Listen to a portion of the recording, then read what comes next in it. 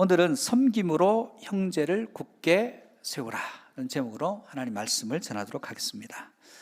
반포지효라는 말이 있어요. 까마귀가 어릴 때 어미로부터 먹이를 받아 먹어요. 근데 나중에 까마귀가 자라고 어미가 늙어서 먹이 활동을 못하면 까마귀 새끼가 자기 어릴 때 엄마가 자기 입에 넣어주던 먹이를 기억하면서 나이 들어서 사냥을 못하는 엄마의 입에 먹이를 넣어준다. 이게 반포지효입니다.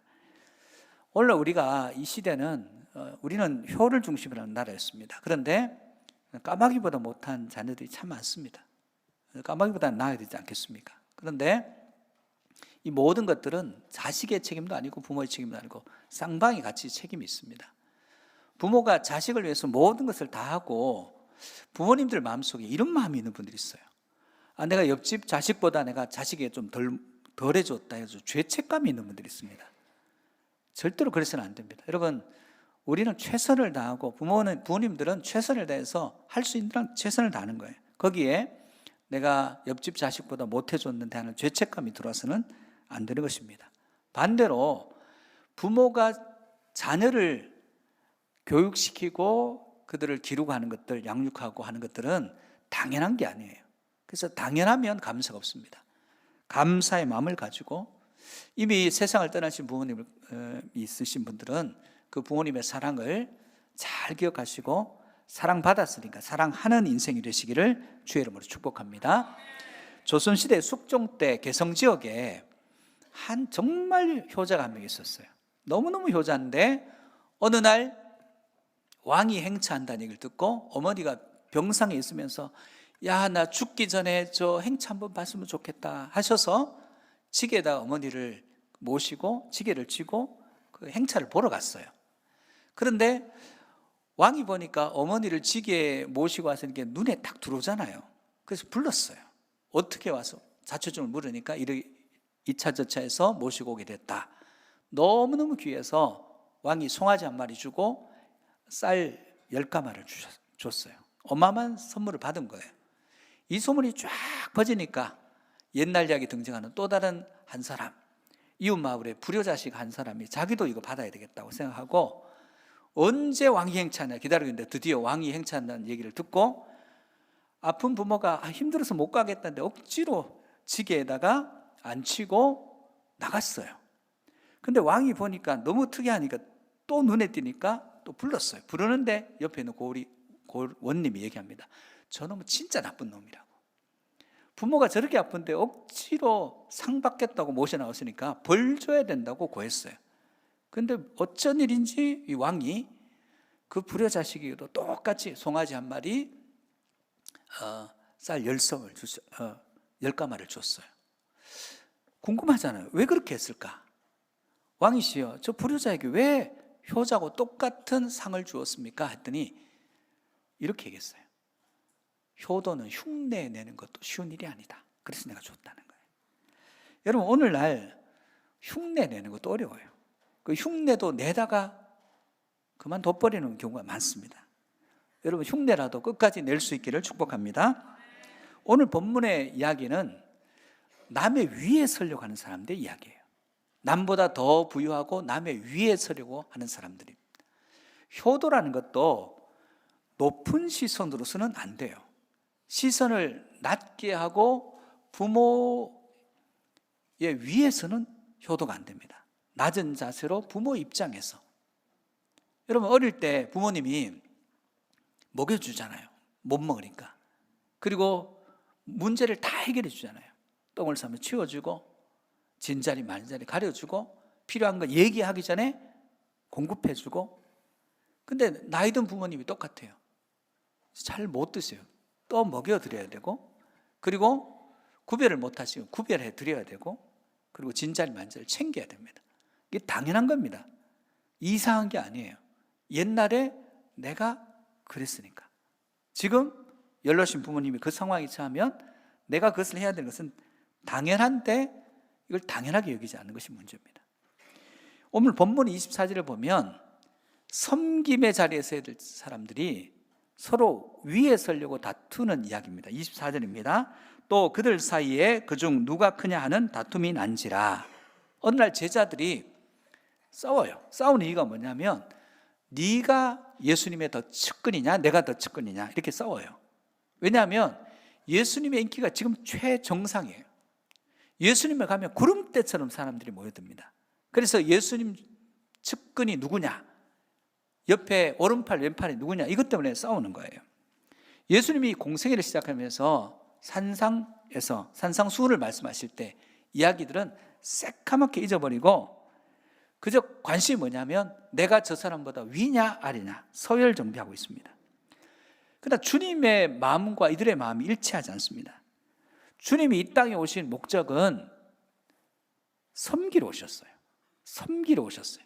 마음 10장 45절 섬기러 오셨는데 이들은 섬김을 받으려고 해요. 예수 그리스도께서는 인류의 모든 죄를 대신 지고 죽으러 오셨어요. 대속하러 오셨어요. 근데 이들은 자기가 살려고 하는 거예요.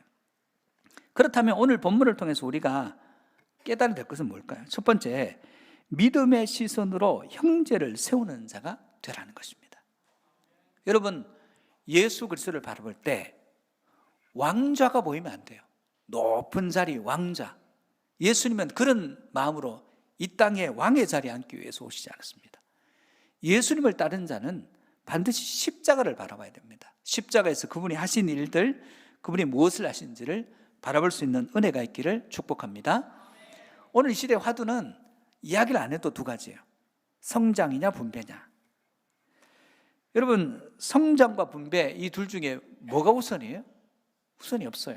성장해야 분배가 있고 분배해야 또 성장하는 겁니다.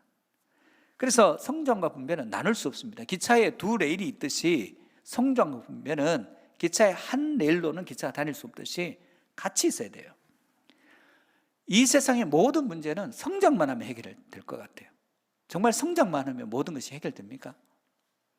최근에 가장 주목받는 기업 두 개가 있습니다. 우리나라에 삼성전자와 SK하이닉스예요. 1, 4분기 영업이익을 발표를 했는데 삼성전자가 57.2조예요. 한 분기에 4분기 중에 1분기가 그래요. 그래서 연말까지 240조의 매출이 아니에요. 순이익이에요. 240조의 순이익을 낼 거다. 이렇게 전망해요. SK하이닉스는 40조의 순이익을 냈어요. 연말까지 200조의 순이익을 낼 거다. 자, 성장했으니까 모든 문제가 해결돼야 되는데 지금 삼성전자가 파업한다 그러죠. 왜? 그 이익 난 거 우리한테 성과급으로 달라는 거예요. 안 주면 파업하겠다는 거예요. 그랬더니 중국에 있는 섬서성의 시안이라는 곳이 있어요. 거기에 삼성전자 반도체 공장이 있는데 한국 본사가 이익을 냈으니까 우리도 다오하면서 지금 시위 중이에요. 여러분, 성장하면 모든 문제가 해결됩니까? 성장하고 더 큰 문제가 생겨요. 우리가 70년대, 80년대 못 살 때 그때 지금처럼 문제가 많지 않았어요. 근데 지금은 헤아릴 수 없는 문제의 중심에 우리가 서 있습니다. 많은 사람들이 우리가 성장하면 효도도 할 수 있고 우리가 성장하면 섬김도 가능하고 우리가 성장하면 이것도 하고 저것도 한다 얘기합니다. 뭐가 없어서 안 되는 게 아닙니다. 지금 못하면 주어져도 못해요. 우리가 더 많은 돈을 벌면 행복해집니까? 우리 사회가 지금 우리 가게들이 옛날보다 훨씬 많은 돈을 벌잖아요. 양학동 풍경도 10여 년 전 제가 처음 왔을 때 지금 모습이 완전히 달라요. 정말 너무너무 큰 변화를 겪었어요.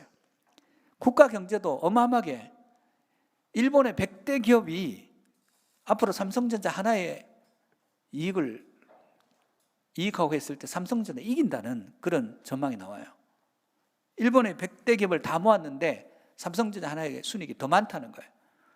지금 일본이 우리를 지금 못 이겨요. 우리 꿈도 못 꾸는 일들이 이루어집니다. 그러면 한국에는 문제가 전혀 없나요? 그렇지 않습니다.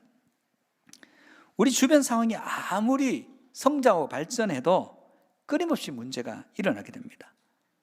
소득 격차, 그다음에 자녀들 문제, 지역 문제, 빈부격 문제, 부정부패 이런 것들이 끊임없이 일어납니다. 그러면 계속 성장이 가능한가요?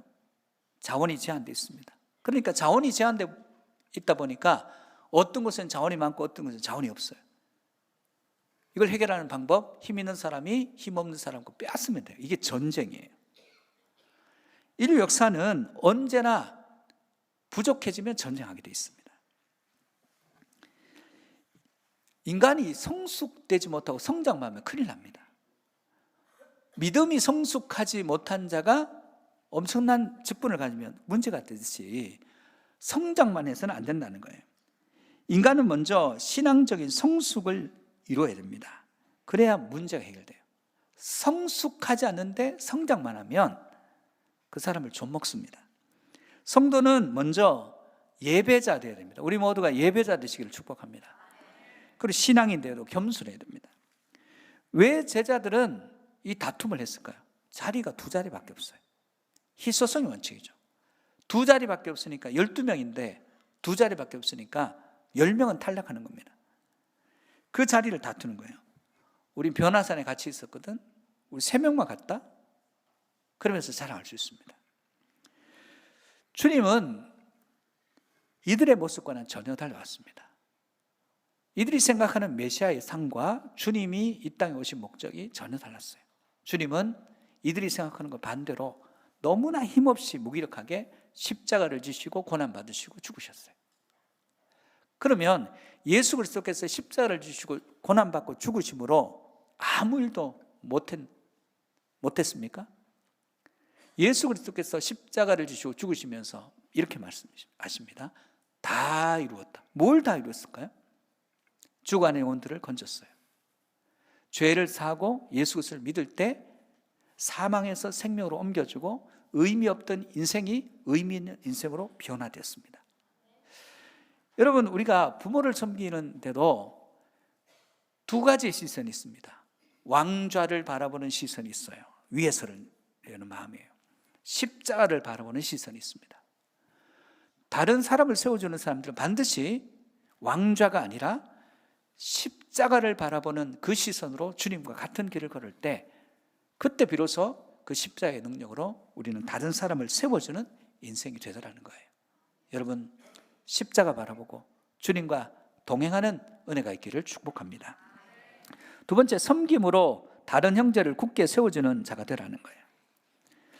오늘 시대를 풍자한 유머가 있습니다. 이거는 신학적으로 맞는 얘기가 아니고 그냥 웃자고 하는 얘기입니다. 그냥 웃자고 하는 의미를 부여하지 마시고, 천국과 지옥에 있는 사람들이 서로 상대가 어떻게 살고 있는지 보고 싶어서 다리를 놓기로 했어요. 다리 안 놓아집니다. 이거 사실은 웃자고 하는 얘기예요.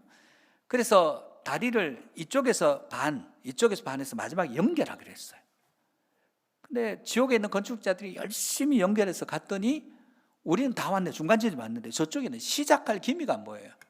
그래서 천국의 대표자에게 얘기했어요. 왜 시작을 안 하냐 했더니 천국에는 이걸 설계할 사람도 건축업자도 한 명도 없는 거예요. 이 계약 위반이다, 고발하겠다 해서 재판이 열렸는데 재판장에 갔는데 저쪽 천국의 대표자들이 안 왔어요. 그 지옥의 대표자가 얘기합니다. 너 왜 안 오냐? 그랬더니 우리는 검사, 변호사, 판사 출신이 한 명도 없다. 그래서 그러면 너 다음번 대표 선거에서 떨어지도록 우리가 알릴 거다 했더니 걱정 없다. 우리는 기자도 한 명도 없다.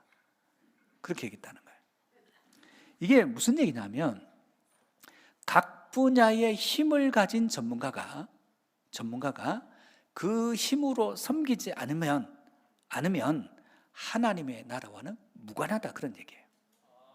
그래서 중요한 것은 뭐냐면 우리는 기본적으로 하나님께서 우리에게 주신 그 재능과 달란트를 가지고 그 지식을 가지고 그 탁월함을 가지고 반드시 섬기는 자로 서야 된다는 것을 이것이 얘기해 주고 있는 것입니다.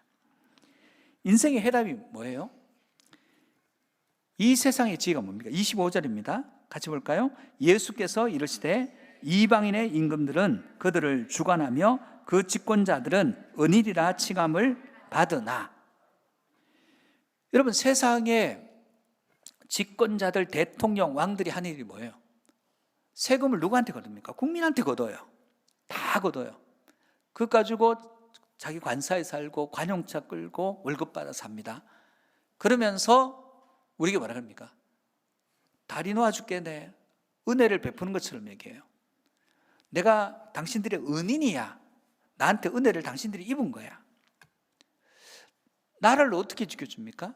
여러분의 자녀들을 다 징집해서 전방에 보내고, 어떤 분들은 힘 있는 사람들은 빠지고, 그래서 여러분의 자녀를 통해서 나를 지키면서 내가 이 나라를 지켜주는 거야, 나를 은인으로 생각해, 지금 그런 얘기를 하시는 거예요. 지금 이 세상에 있는 집권자들, 권력자들, 임금들은 다 국민에게서 받아가서 자기가 국민에게 은혜를 베푸는 것처럼 얘기한다는 거예요. 그래서 위에 서서, 위에 선 자가 아니라 사실은 다 주어서 중요한 역할을 하라고 줬는데 다 그런다는 얘기를 오늘 성경이 얘기하는 겁니다. 그러면 하나님의 나라는 어떠냐? 26절, 27절입니다. 같이 봅시다. 시작. 너희는 그렇지 않을지니 너희 중에 큰 자는 젊은 자와 같고 다스리는 자는 섬기는 자와 같을지니라. 앉아서 먹는 자가 크냐 섬기는 자가 크냐? 앉아서 먹는 자가 아니냐? 그러나 나는 섬기는 자로 너희 중에 있노라. 하나님의 나라를 바라보는 예수님과 제자들의 관점이 달라요. 세상을 바라보는 것들은 비슷합니다. 여기서 보면 큰 자는 젊은 자와 같다. 이 말이 뭘까요? 큰 자가 젊은 자와 같다. 큰 자는 젊은 자다, 이런 뜻이에요. 자, 젊은 자는 어떤 사람이에요? 연로하신 분들과 같이 모임에 가요. 그럼 어떻게 하죠? 저도 이제 좀 나이가 들어가니까 우리 포항지역 목사님들하고 차를 마시러 갈 때가 있습니다. 저 안 일어나요. 저보다 더 젊은 목사님들이 가서 커피 다 받아와요. 저는 그냥 앉아 있습니다. 이 얘기예요. 나이 많은 분과 젊은 사람이 모일 때는 나이가 젊은 사람이 나이 많은 사람의 종처럼 섬긴다는 거예요. 그러니까 큰 자가 젊은 자라는 뜻은 뭐냐면 큰 자이면서도 오히려 가서 섬기고 막내처럼 행하는 것이 큰 자다, 이런 의미예요. 그 다음에 다스리는 자는 섬기는 자라. 다스린 자라 쓰고 뭐라고 읽어야 돼요? 섬기는 자라 읽어야 된다는 거예요. 다스린 자는 반드시 섬기는 자와 같다, 그런 의미입니다. 그러면서 예수님이 뭐라고 얘기하시냐면 앉아서 먹는 자가 크냐 섬기는 자가 크냐, 이렇게 얘기합니다. 식당에 갔습니다. 어떤 사람은 앉아서 주문하고 앉아서 먹어요. 그리고 어떤 사람은 서서 계속 음식을 날라요. 누가 큰 자예요? 앉아서 먹는 자가 큰 자라는 거예요. 그렇죠? 손님이 왕이니까. 그런데 예수님이 뭐라고 얘기하시냐면 내가 지금 앉아있게 서있게 이렇게 질문하시는 거예요. 내가 지금 앉아서 음식 먹는 자로서 있는 것 같으냐, 아니면 내가 지금 음식 들고 서빙하는 자 같으냐, 그렇게 물으시는 거예요. 그러면서 뭐라고 대답하시냐면 나 지금 서서 서빙하고 있다. 무슨 말이에요? 근데 내가 지금 서서 섬기고 있는데 너희가 지금 누가 크냐 논쟁하고 있냐? 하나님의 일침이에요. 예수님의 일침입니다. 성도는 남의 위에 설 힘이 있어도 사람을 섬기는 자리로 내려와야 돼요. 모든 힘은 섬기는데 사용을 주신 거예요. 그러면 하나님의 말씀대로 산 사람들의 상급이 있을 거 아니에요. 28절에 30절입니다. 같이 보시겠습니다. 너희는 나의 모든 시험 중에 항상 나와 함께한 자들인즉 내 아버지께서 나를 내게 맡기신 것 같이 나도 너희에게 맡겨 너희로 내 나라에 있어 내 상에서 먹고 마시며 또는 보좌에 앉아 이스라엘 12지파를 다스리게 하려 하노라. 항상 주님과 동행한 자들은 어떤 상이 있냐면 하나님께서 하나님 나라를 예수님께 맡겼듯이 나라를 맡겨서 보호자에 앉아서 이스라엘 12지파를 다스리게 해주겠다. 저는 이 말도 이렇게 들려요. 다스린다는 얘기, 내가 너 섬길 수 있게 해줄게, 이런 말로 들려요. 여러분, 하나님께서 우리 직분을 주신 것은 어떤 의미냐면 야, 내가 너가 섬길 수 있는 기회를 줄게, 이런 얘기예요. 여러분, 우리가 하나님께 직분을 받았다는 것은 섬길 수 있는 기회를 얻은 거예요. 아무나 섬기는 거 아니에요. 능력 받아 섬기는 겁니다. 여러분, 하나님께로부터 이 섬길 수 있는 은혜를 받으시기를 축복합니다. 직분은 다스리라고 주신 것이 아니라 섬기라고 주신 거예요. 다스리라고 주신 것이 아니라 섬기라고 주신 거예요. 그래서 직분이라고 하는 지배 종속의 개념이 아니에요. 섬김의 개념입니다. 진정한 리더는 누굽니까? 섬기는 자예요. 회사에서 최상의 회사는 지금 어떤 회사입니까? 서비스가 좋은 회사예요. 제가 합천을 한번 갔어요. 월요일 합천을 갔는데 가는 길에 차가 갑자기 경고등이 오면서 엔진이 과열된다고 급한 신호가 막 울리기 시작해요. 그래서 차를 갓길에 세웠어요. 그리고 서비스를 불러서 정비 공장에 갔는데 서비스 기사도 너무너무 친절하고, 그리고 그 정비 공장에 갔는데 이 포항 땅에 그렇게 친절한 정비 공장 직원이 없어요. 너무너무 친절한 거예요. 식당에 갔더니 식당에 나이 드신 주인도 너무너무 친절해요. 길거리 만난 사람 모르는데 인사를 해요. 제가 그 지역에 대한 마음이 새로워졌어요. 경상도 지역인데 합천이에요.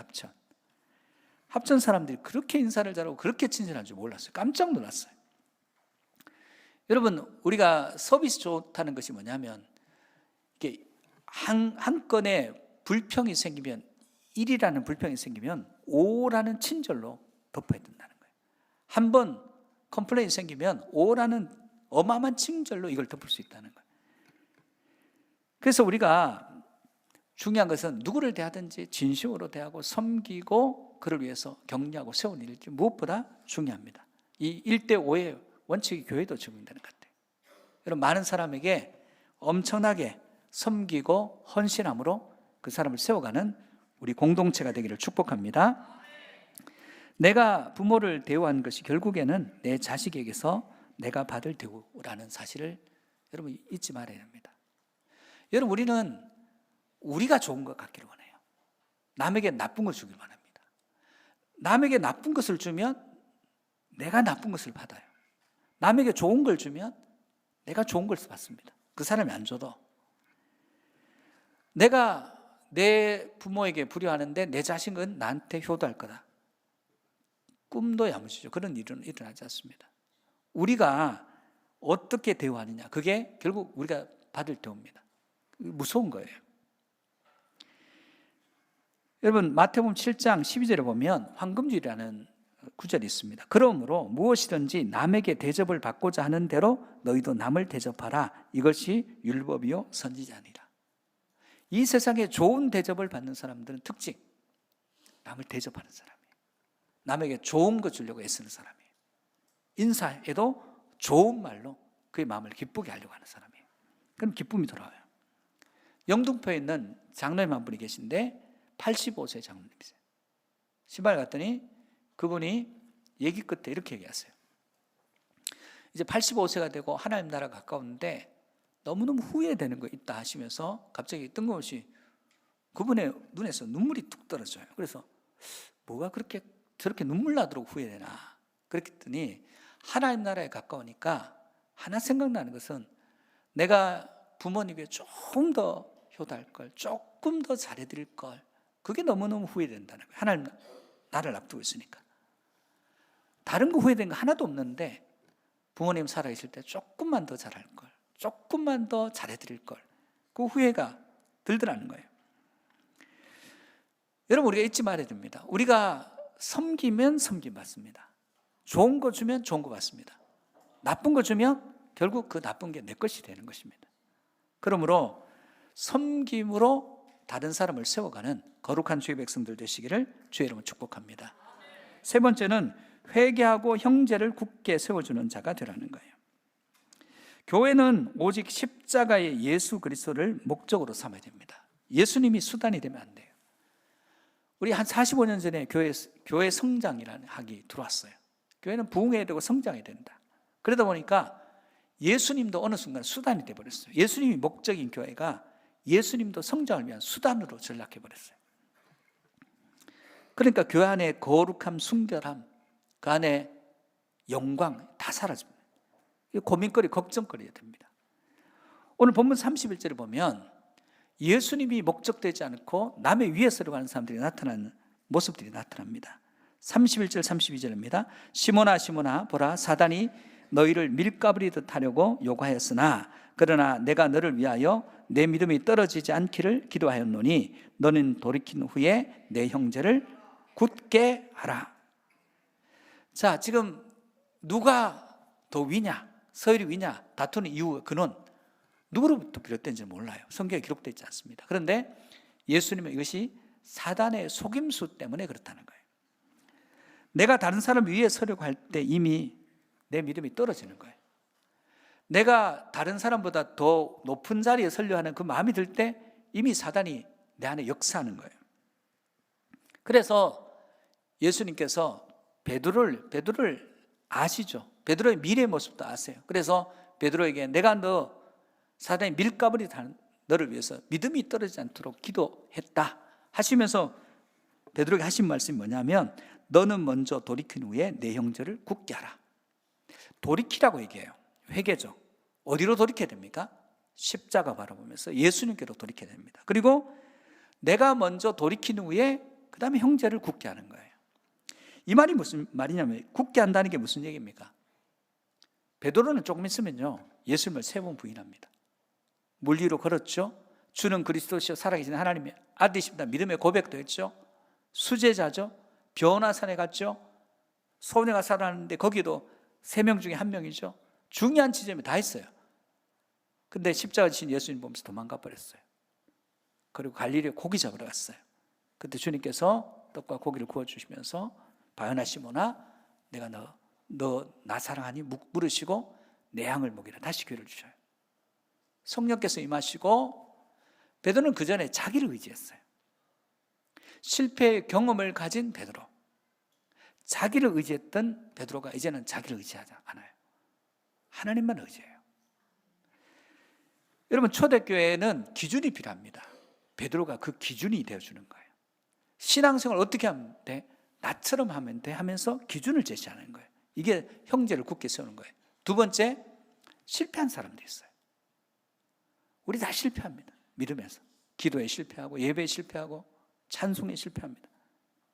그때 베드로가 나서서 뭐라 그러냐면 나도 옛날에 실패했어. 괜찮아.